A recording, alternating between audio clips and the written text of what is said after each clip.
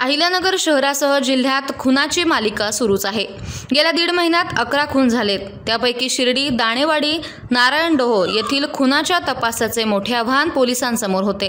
परंतु LCBने अर्थात स्थानिक गुन्हे शाखेने या गुन्ह्यांचा जलद तपास करून आरोपीच्या मुसक्या आवळल्यात।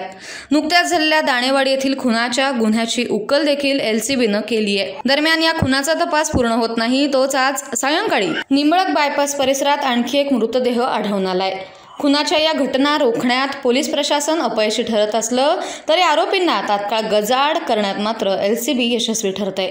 अहिल्यानगर शहरासह जिल्ह्यातील गुन्हेगारी मोठ्या प्रमाणात वाढती आहे। त्यात खुनासारखे गंभीर गुन्हे सातत्याने घडत आहेत। एक खुनाच्या गुन्ह्याचा तपास पूर्ण होत नाही तोच दुसऱ्या खुनाचा प्रकार समोर येतोय।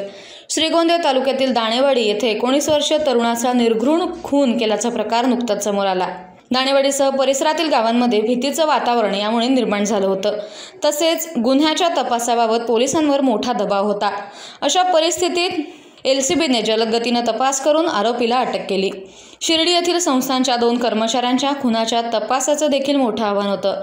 नारायणडोह शिवारातील अनोळखी व्यक्तीस मारहाण करून त्याचा मृतदेह डिझेल टाकून जाळण्यात आला। 1.5 महिन्यात असे 11 खून झालेत।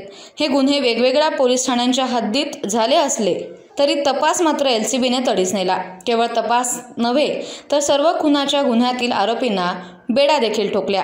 LCBच्या या कामगिरीने गुन्हेगार गजाआड झालेत।